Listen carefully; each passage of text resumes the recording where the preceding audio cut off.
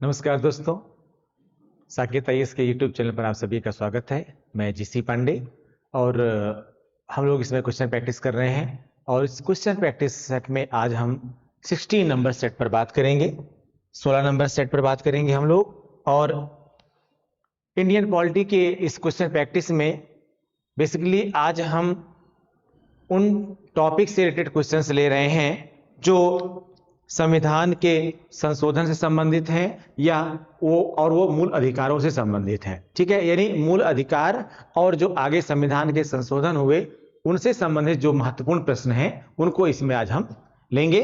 ठीक है, तो स्टार्ट करते हैं क्वेश्चन प्रैक्टिस।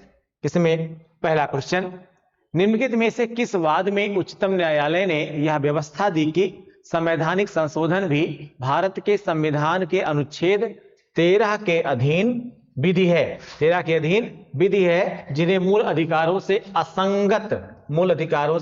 असंगत होने पर शून्य घोषित किया जा सकता है। ठीक है, किसमें? केशवानंद भारतीवाद, गोलकनाथवाद, मिनर्वा मिल्सवाद और मेनका गांधीवाद। देखिए, ये इसमें आंसर होगा बी, गोलकनाथवाद। एक वाद आया था गोलकनाथवाद बनाम पंजाब राज्य 1967 में, जिसमें 11 जजों की पीठ थी। ठीक है, गोलकनाथ बनाम पंजाब राज्य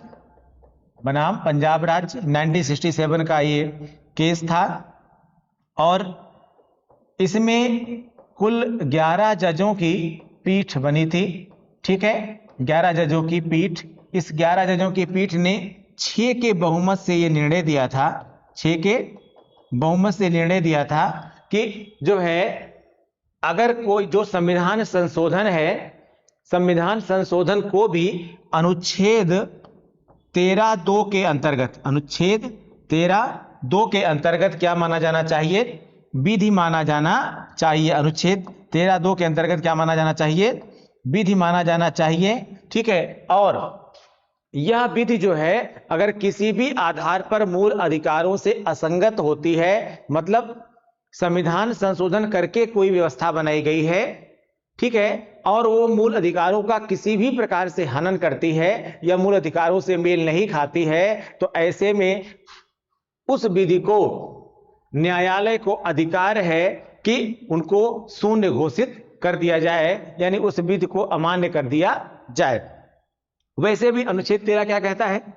अनुच्छेद 13 यह कहता है कि कोई भी विधि या परंपरा, समाज में व्याप्त कोई भी रीति या कुरीति, कोई भी ऐसी व्यवस्था जो पहले से चली आ रही हो, जिसके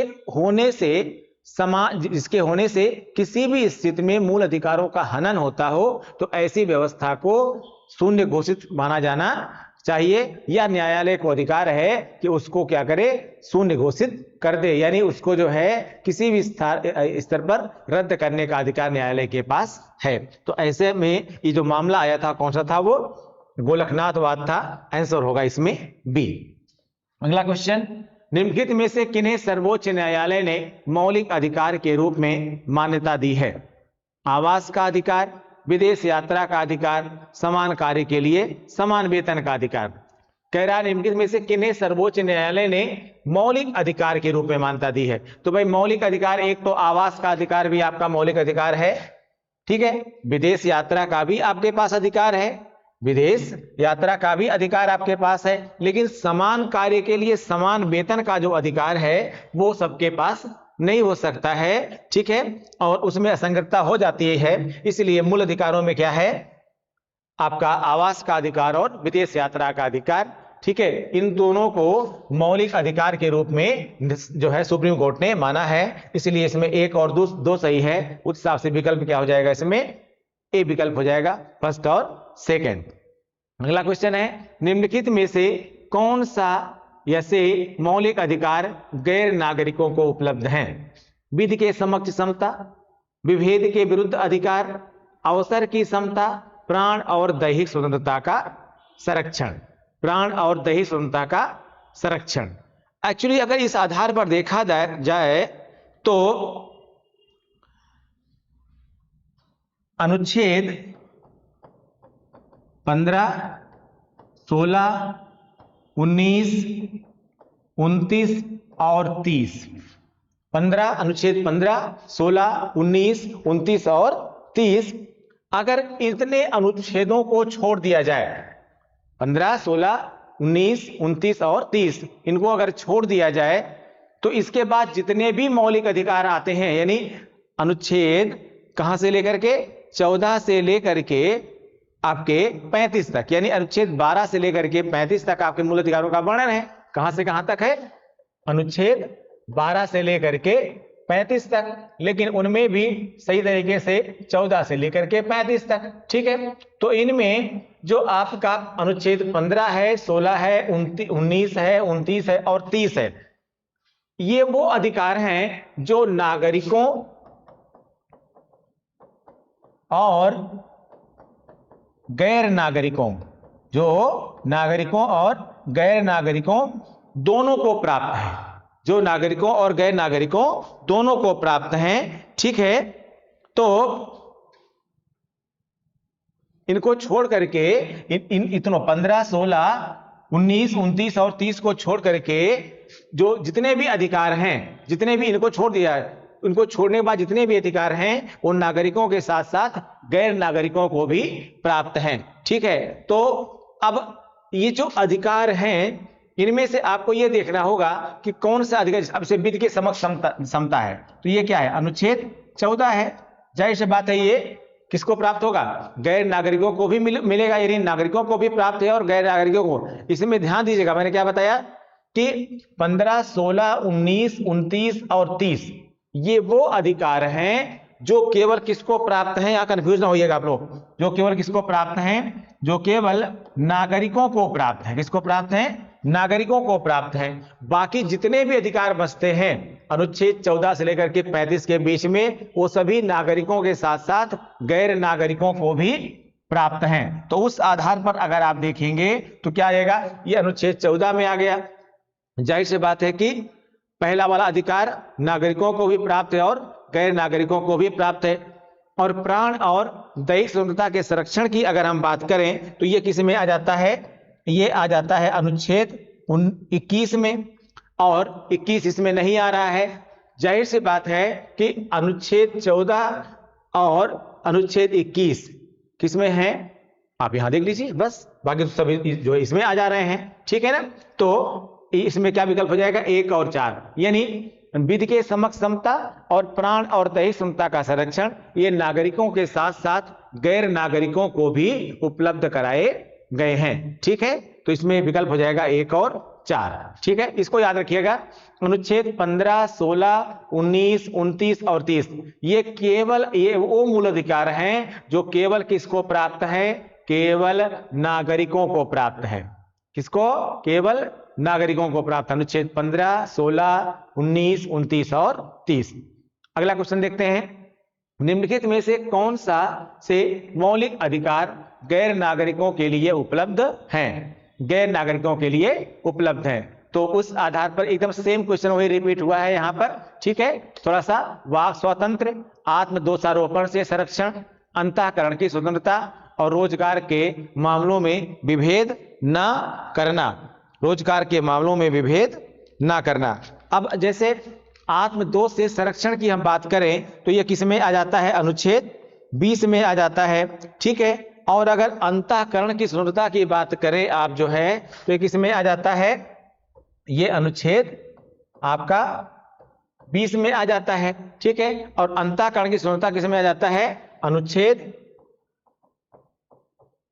21 में आ जाता है। ठीक है ना, तो 2 और 3 हो गया, और 2 और 3 केवल सी विकल्प में है। ठीक है बेटा, तो ऐसे आंसर क्या हो जाएगा? इसमें सी आंसर हो जाएगा। अगला क्वेश्चन देखते हैं, भारत का संविधान अपने सभी नागरिकों को किसके किनके अधीन रहते हुए विचार एवं अभिव्यक्ति की स्वतंत्रता सुनिश्चित करता है? विचार और अभिव्यक्ति की स्वतंत्रता सुनिश्चित करता है। निर्देशक तत्वों का कार्यान्वयन, मूल कर्तव्य, समता का अधिकार। निर्देशक तत्वों का कार्यान्वयन, मूल कर्तव्य और समता का अधिकार। वास्तव में विचार और अभिव्यक्ति की स्वतंत्रता की अगर हम बात करें, विचार और अभिव्यक्ति की स्वतंत्रता की बात करें तो ये तीनों में आएगा। ठीक है, क्रियान्वयन, मूल कर्तव्य और समता का अधिकार। ठीक है, इसमें आंसर हो जाएगा आपका डी हो जाएगा, फर्स्ट सेकंड और थर्ड, यानी निर्देशक तत्वों का कार्यान्वयन, मूल कर्तव्य और समता का अधिकार। इसके अंतर्गत रहते हुए ही आप जो है आपके विचार और अभिव्यक्ति की स्वतंत्रता सुनिश्चित की जा सकती है। अगला क्वेश्चन है, भारत के संदर्भ में निम्नलिखित कथनों पर विचार कीजिए। पहला कह रहा है, जब एक कैदी पर्याप्त आधार प्रस्तुत करता है तो ऐसे कैदी की पैरोल को मना नहीं किया जा सकता क्योंकि वह उसके अधिकार का मामला बन जाता है। सेकंड कह रहा है, कैदी को पैरोल पर छोड़ने के लिए राज्य सरकारों के अपने अपने नियम होते हैं। ठीक है, तो इसमें अगर संदर्भ में देखा जाए तो इसमें कौन सा सही है और कौन सा गलत है। ठीक है, ये होगा कौन सा सही है और कौन सा गलत है। तो इसमें एक्चुअली केवल दो सही है। क्या सही है? केवल दो सही है। ठीक है, क्योंकि कैदी पैरोल क्या होता है? पैरोल वो होता है जो आपके गुण दोषों के आधार पर आपकी सजा चल रही है, लेकिन उसी बीच में आपको कुछ दिन के लिए अपने परिवार के साथ समय बिताने का या अगर कुछ आवश्यक कार्य पड़ गए हैं तो उसमें शामिल होने के लिए आपको छूट दी जाती है। लेकिन इस पैरोल के जो नियम हैं वो राज्य सरकारों के सबके क्या हैं? अलग अलग हैं। तो इसमें आपको बताना क्या था? उपरोक्त में से कौन सा ऑब्लिक से कथन सही है। ठीक है, कौन सा कथन आपका सही है ये बताना था आपको। तो सही कथन में क्या होगा आपका? केवल दो सही है। इसमें कैदी को पैरोल पर छोड़ने के लिए राज्य सरकारों के अपने नियम हैं। ठीक है, अगला देखिएगा, सेवा के अधिकार की अवधारणा प्रारंभ हुई। सेवा के अधिकार की अवधारणा प्रारंभ हुई संयुक्त राज्य अमेरिका में, स्विट्जरलैंड में, ग्रेट ब्रिटेन में और चीन में। ठीक है, तो ये अवधारणा कहां से प्रारंभ हुई? ग्रेट ब्रिटेन में। ठीक है, सेवा के अधिकार की अवधारणा जो है ग्रेट ब्रिटेन में प्रारंभ हुई थी। To obtain public services with the stimulated time. ठीक है, निर्धारित समय में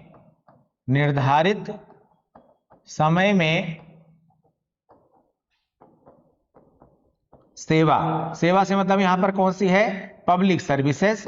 ठीक है, पब्लिक सर्विसेज। ठीक है, प्राप्त करना। ठीक है, यहां पर क्या है कि अभी आप जानते हैं आपके यहां भी कुछ एक्ट आए हुए थे जब आपका लोकपाल और लोकायुक्त बिल पास किया गया था, तो उसी के साथ जो है दो बिल और पास किए गए थे। एक था विसिल ब्लोअर एक्ट और एक था सिटीजन चार्टर एक्ट।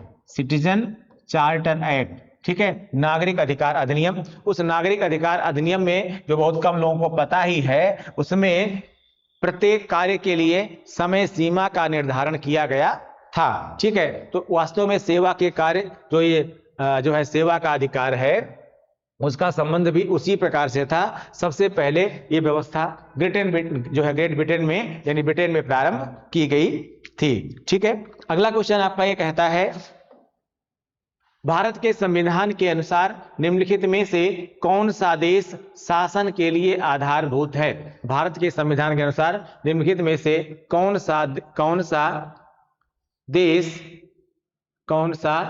देश शासन के लिए आधारभूत है? कौन सा वास्तव में अधिकार होना चाहिए यहां पर? भारत के संविधान के अनुसार निम्नलिखित में से कौन सा शासन के लिए आधारभूत है? ठीक है, यहां पर इससे कोई मतलब नहीं है।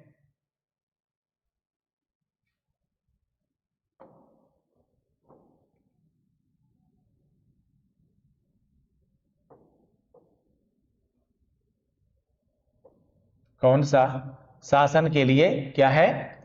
आधारभूत है? मूल अधिकार, मूल कर्तव्य, राज्य के नीति निर्देशक तत्व, मूल अधिकार तथा मूल कर्तव्य। ठीक है, क्या कह रहा है, भारत के संविधान के अनुसार निम्नलिखित में से कौन सा शासन के लिए आधारभूत है? तो मूल अधिकार, मूल कर्तव्य, राज्य के नीति निर्देशक तत्व, मूल अधिकार तथा मूल कर्तव्य। अब अगर देखा जाए तो मूल अधिकार तो इंपॉर्टेंट है, कोई दिक्कत नहीं है, शासन के लिए महत्वपूर्ण है भाई। कौन अधिकार, कौन महत्वपूर्ण है, कौन महत्वपूर्ण है? मूल अधिकार महत्वपूर्ण है, मूल कर्तव्य भी महत्वपूर्ण है। लेकिन अगर देखा जाए तो राज्य के जो नीति निर्देशक तत्व हैं ये राज्य के लिए महत्वपूर्ण है। ठीक है, यहां राज्य का मतलब क्या है, संक्षेप में समझ लीजिए, सरकार। तो ये सरकार के लिए महत्वपूर्ण है।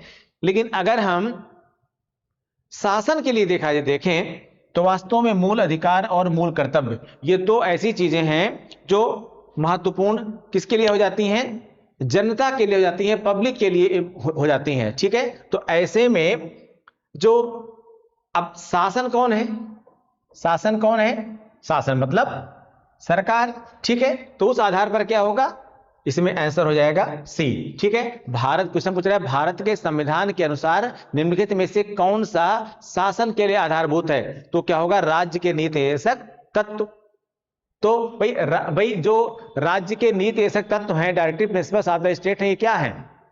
ये राज्य सरकार को निर्देशित करते हैं कि किस प्रकार से सरकार अपनी नीति या कार्यक्रम बनाए जिससे नागरिकों को मूल अधिकार प्राप्त हो सके, जिससे नागरिकों को बहुत प्रकार की सुख सुविधाएं मिल सकें। ठीक है, जिस तरह से राज्य शासन बेहतर ढंग से चल सके और देश विकास के पथ पर जा सके, ये सारी बातें किस तरह से शासन करना चाहिए, ठीक है, वो जो है राज्य के नीति निर्देशक तत्वों में, यानी राज्य को निर्देशित करने वाले तत्व ही क्या कहलाते हैं?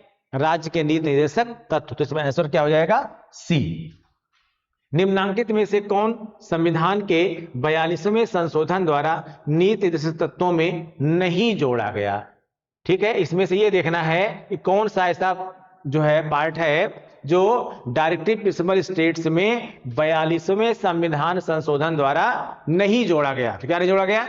शोषण से बच्चों एवं वयस्कों की सुरक्षा, शोषण से बच्चों एवं वयस्कों की सुरक्षा। अगला, समान न्याय तथा निःशुल्क कानूनी सलाह। सी कह रहा है समान आचार संहिता। ठीक है, और डी कह रहा है उद्योगों के प्रबंधन में श्रमिकों की भागीदारी। ठीक है, तो वास्तव में ये भी जोड़ा गया था, ये भी जोड़ा गया था, ये भी जोड़ा गया था, लेकिन समान आचार संहिता यानी समान नागरिक संहिता ये फिलहाल अब तक नहीं जोड़ी गई है। तो पहले भी जोड़े जाने कहीं कोई प्रश्न नहीं था इसमें। तो आंसर क्या हो जाएगा इसमें आंसर हो जाएगा आपका सी। अगला क्वेश्चन कह रहा है भारत के संविधान के संदर्भ में राज्य के, भारत के संविधान के संदर्भ में राज्य के नीति निर्देशक तत्वों पर विचार कीजिए। विधायिका के कृत्यों पर निर्बंधन यानी प्रोहिबिशन करते हैं। ठीक है, विधायिका के कृत्यों पर निर्बंधन करते हैं कौन? राज्य के नीति निर्देशक तत्व। दूसरा कह रहा है कार्यपालिका के कृत्यों पर निर्बंधन करते हैं। उपरोक्त कथनों में से कौन सा जो है कथन सही है? राज्य के नीति निर्देशक तत्व विधायिका के कृत्यों पर निर्बंधन करते हैं, कार्यपालिका के कृत्यों पर निर्बंधन करते हैं। वास्तव में विधायिका और कार्यपालिका अगर देखा जाए तो दोनों ही के कार्यों को कैसे करना चाहिए ये बताते हैं।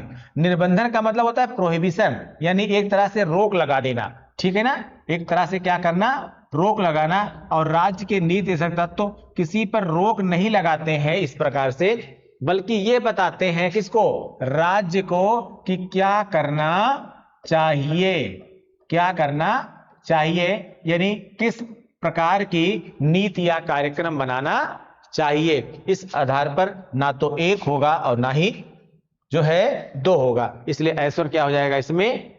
आंसर इसमें क्या हो जाएगा? डी सही हो जाएगा। ठीक है, भारतीय संविधान के भाग 4 में दिए गए नीति निर्देशक तत्वों में से निम्न में से कौन सा आवश्यक से सूचीबद्ध हैं? समान कार्य के लिए समान वेतन, समान नागरिक संहिता, छोटे परिवार का मानदंड और प्राथमिक स्तर पर मातृभाषा में शिक्षा। ठीक है, तो अगर directive principles of the state में की हम बात करें तो एक तो समान कार्य के लिए समान वेतन की बात की जाती है, ठीक है, कौन समान कार्य के लिए समान वेतन की बात की जाती है, ठीक है। और दूसरा समान नागरिक संहिता, यहां पर अभी एक क्वेश्चन आया था, थोड़ा उसके साथ थोड़ा समझ लीजिए आप लोग। समान नागरिक संहिता, समान नागरिक संहिता की बात जो है, अभी एक क्वेश्चन आपका आया था, उसको थोड़ा जान लीजिए आप लोग, नहीं तो गड़बड़ हो जाएंगे। समान नागरिक संहिता की बात जो है directive principles of the state में कही गई है। यह कहा गया है कि सभी राज्य का यह दायित्व बनता है कि सभी नागरिकों को एक जैसा कानून जो है वो, सभी नागरिकों के लिए एक जैसा कानून होना चाहिए, ये बात कही गई है। लेकिन ये पहले से ही कही गई थी, इसको 42वें के द्वारा जोड़ा नहीं गया था। अभी जो वर्तमान का क्वेश्चन, थोड़ा यहाँ कंफ्यूजन नहीं होना चाहिए आपको, और जो अभी जो वर्तमान का क्वेश्चन है उस पर जरा देखिए। तो भाग 4 में दिए गए नीति निर्देशक तत्वों में निम्न में से कौन सा अवलिख से सूचीबद्ध है? तो क्या भैया सूचीबद्ध है? समान कार्य के लिए समान वेतन और समान नागरिक संहिता। लेकिन छोटे परिवार का मानदंड और प्राथमिक स्तर पर मातृभाषा में शिक्षा, इन सब से संबंधित बातें जो है वो नहीं कही गई है। आंसर क्या हो जाएगा इसमें? आंसर हो जाएगा बी, ठीक है, यानी फर्स्ट सही है और सेकंड सही है। निम्नांकित में से कौन सा राज्य के नीति निर्देशक तत्वों में निहित है? यानी इनमें से राज्य के नीति निर्देशक तत्वों में कौन आता है? पहला कह रहा है आपका अपराधों के लिए दोष सिद्धि के संबंध में संरक्षण, दूसरा कह रहा प्राण और दैहिक स्वतंत्रता का संरक्षण, तीसरा कह रहा अल्पसंख्यक वर्गों के हितों का संरक्षण, और अगला कह रहा है पुरुषों और स्त्रियों दोनों का समान कार्य के लिए समान वेतन हो, पुरुषों और स्त्रियों दोनों का समान कार्यों के लिए समान वेतन हो, ठीक है।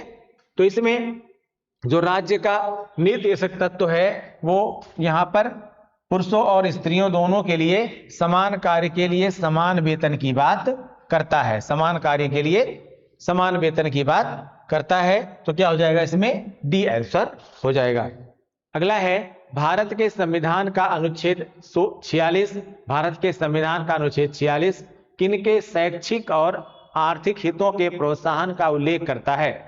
भारत के संविधान का अनुच्छेद 46 किनके शैक्षिक और आर्थिक हितों के प्रोत्साहन का उल्लेख करता है?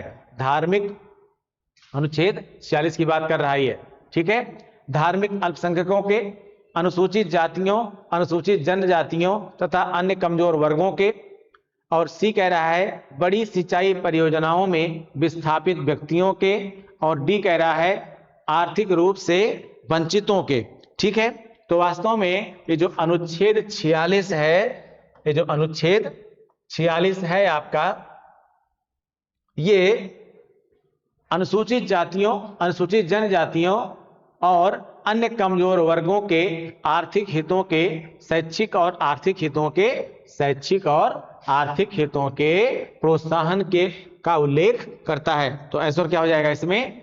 बी हो जाएगा, ठीक है। अगला क्वेश्चन है निम्नलिखित में से कौन सा से राज्य के नीति के निदेशक तत्वों में शामिल हैं? मानव के दुर्व्यापार और बलात् श्रम का प्रतिषेध, और दूसरा कह रहा है मादक पेयों और स्वास्थ्य के लिए हानिकारक औषधियों के औषधीय प्रयोजनों से भिन्न उपयोग का प्रतिषेध। यानी कौन सा राज्य के नीति के निदेशक तत्वों में शामिल है? मानव के दुर्व्यापार और बलात् श्रम का प्रतिषेध, और दूसरा कह रहा है कि ऐसे जो मादक पेय होते हैं उनका औषधियों में तो प्रयोग कर सकते हैं, लेकिन औषधियों से अलग आप अगर कोई प्रयोग कर रहे हैं तो उस पर रोक लगाने की बात करता है राज्य का नीति निदेशक तत्व। केवल एक सही है, केवल दो सही है, एक और दो दोनों सही है, ना तो एक सही है और ना ही दो सही है। तो वास्तव में जो आपका आपके राज्य का नीति निदेशक तत्व है वो सेकंड की बात करता है, जबकि ये आपके मूल अधिकार में आता है मानव के दुर्व्यापार और बलात् श्रम का प्रतिषेध, बलात् श्रम का यानी जबरदस्ती काम कराने का प्रतिषेध किया गया है, ये आपके फंडामेंटल राइट में आता है, जबकि ये किस में आता है? ये आपका directive principles of the state में आता है, ठीक है, directive principles of the state में, यानी राज्य के नीति निर्देशक तत्वों में शामिल किया गया है। तो इसमें आंसर क्या हो जाएगा? केवल दो सही है, ठीक है। अगला क्वेश्चन है भारत सरकार द्वारा आरंभ किए गए राष्ट्रीय सामाजिक सहायता कार्यक्रम में भारत के संविधान के उपरोक्त उपबंधों में से कौन से पूरे होते हैं? भारत सरकार द्वारा आरंभ किए गए राष्ट्रीय सामाजिक सहायता कार्यक्रम में भारत के संविधान के उपरोक्त उपबंधों में से कौन से पूरे होते हैं? मूल अधिकार, मूल कर्तव्य, राज्य के नीति निर्देशक तत्व। तो क्या पूरा होता है इसमें? बोले भाई, भारत सरकार द्वारा आरंभ किए गए राष्ट्रीय सामाजिक सहायता कार्यक्रम में भारत के संविधान के उपरोक्त उपबंधों में से कौन से पूरे होते हैं? मूल अधिकार, मूल कर्तव्य या राज्य के नीति निर्देशक तत्व? तो क्या पूरे होते हैं? राज्य के नीति निर्देशक तत्व पूरे होते हैं। ठीक है, तो क्या सही है इसमें? केवल 3 सही है। ठीक है, ऑप्शन क्या है? केवल 1, 1 और 3, केवल 3 और 1, 2 और 3। तो क्या हो जाएगा इसमें? केवल 3 सही है। अगला क्वेश्चन है, भारत के संविधान के भाग 4 में, भारत के संविधान के भाग 4 में अंतर्विष्ट प्रावधानों के संदर्भ में निम्नलिखित कथनों में से कौन सा अब्लिक से सही है? वे न्यायालय द्वारा प्रवर्तनीय होंगे, वे किसी भी न्यायालय द्वारा प्रवर्तनीय नहीं होंगे, और तीसरा है इस भाग में अधिकथित सिद्धांत राज्य के द्वारा कानून बनाने को प्रभावित करेंगे, राज्य के द्वारा कानून बनाने को प्रभावित करेंगे। तो इसमें वे न्यायालय के द्वारा प्रवर्तनीय होंगे ना, बिल्कुल नहीं। राज्य की जो है, जो राज्य के नीति निर्देशक तत्व हैं, यहां पर ये ध्यान देने की जरूरत है आपको कि उनको न्यायालय द्वारा लागू कराने में उनको न्यायालय बाध्य नहीं कर सकता है लागू करने कराने के लिए, यानी न्यायालय इसके लिए बाउंडेड नहीं है, न्यायालय सरकार को बाउंडेड नहीं कर सकता है कि नहीं आपको ये करना ही करना पड़ेगा। तो जाहिर सी बात, इस पर तो ये तो सही नहीं है आपका। दूसरा देखते हैं, वे किसी भी न्यायालय द्वारा प्रवर्तनीय नहीं होंगे, बात वही सही है। ठीक है, प्रवर्तनीय नहीं होंगे, यानी प्रवर्तनीय नहीं होंगे, ये सही है। ठीक है, इस भाग में अधिकथित सिद्धांत राज्य के द्वारा कानून बनाने को प्रभावित करेंगे। हाँ, राज्य किस प्रकार से कानून बनाएगा उसको ये सिद्धांत जरूर प्रभावित करेंगे। तो इस हिसाब से क्या सही है इसमें? 2 और 3 सही है, और वो विकल्प किसमें है?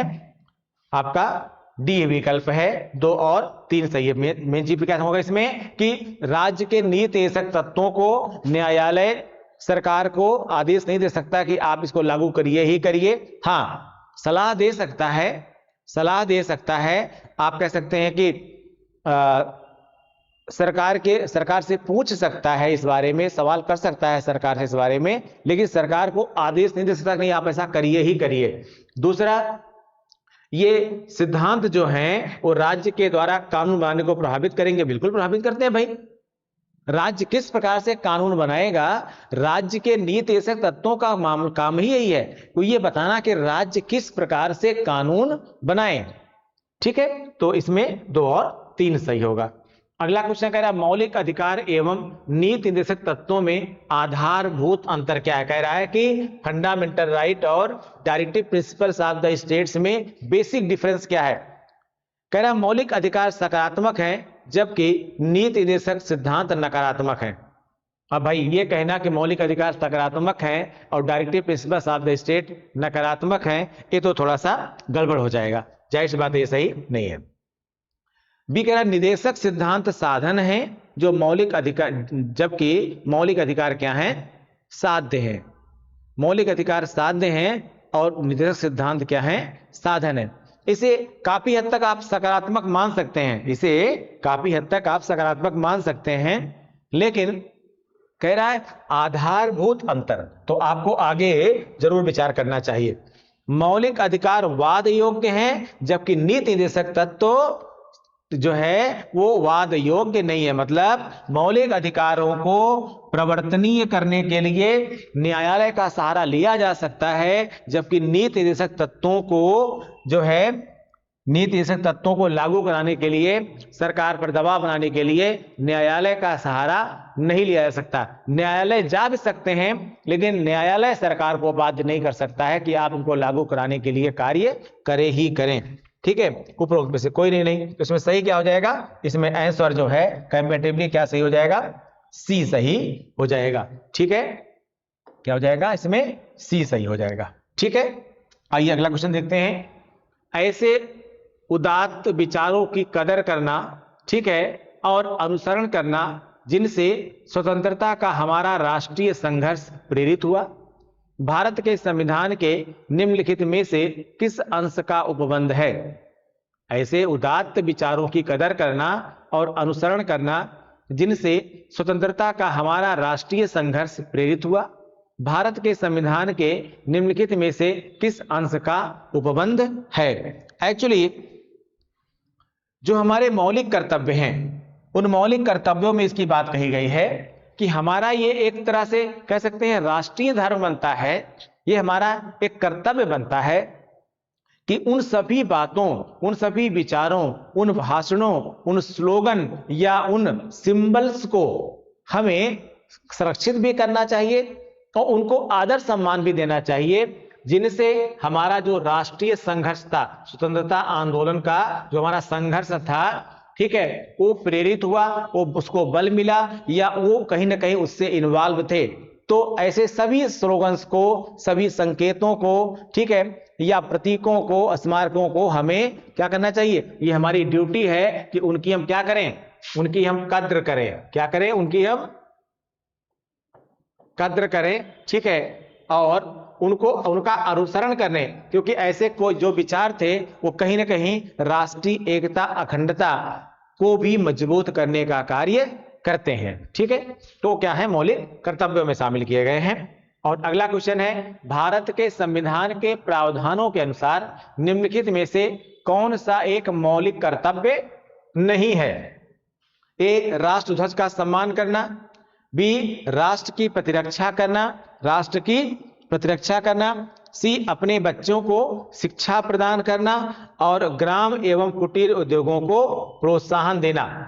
देखिए, राष्ट्रध्वज का सम्मान करना यह आपका मौलिक कर्तव्य है, राष्ट्र की प्रतिरक्षा करना यह भी मौलिक कर्तव्य है, अपने बच्चों को शिक्षा प्रदान करना यह बाद में 11वें मूल कर्तव्य के तौर पर शामिल किया गया, और ग्राम एवं कुटीर उद्योगों को प्रोत्साहन देना एक्चुअली ये राज्य के नीति निर्देशक तत्वों में आता है, राज्य के नीति निर्देशक तत्वों में आता है।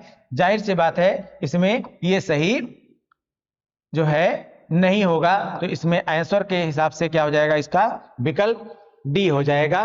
ठीक है, ग्राम एवं कुटीर उद्योगों को क्या करना?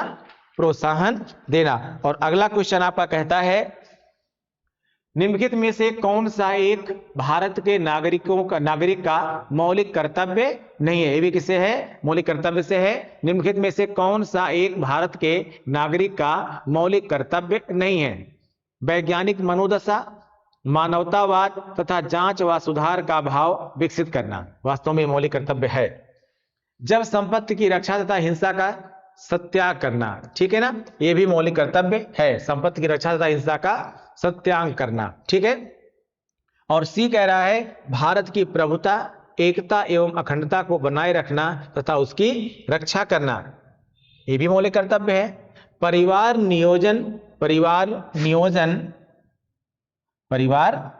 नियोजन अपनाना एवं जनसंख्या नियंत्रण करना, यह मौलिक कर्तव्य नहीं है। ठीक है, परिवार नियोजन अपनाना एवं जनसंख्या नियंत्रण करना, इसकी इस प्रकार का कोई भी मौलिक कर्तव्य जो है वो नहीं आता है। तो इसमें आंसर से क्या सही हो जाएगा? इसमें डी होगा जाएगा, परिवार नियोजन अपनाना एवं जनसंख्या नियंत्रण करना ये मौलिक कर्तव्यों में शामिल नहीं है। ठीक है, तो ये कुछ 20 महत्वपूर्ण प्रश्न थे। ठीक है, और हम अगले वीडियो में कोशिश करेंगे आपको इससे ज्यादा महत्वपूर्ण क्वेश्चन भी आपको और हम दे सकें, जो इन्हीं मूल अधिकार, राज्य के नीति निर्देशक तत्व और मौलिक कर्तव्यों से संबंधित होंगे। ठीक है, थैंक यू।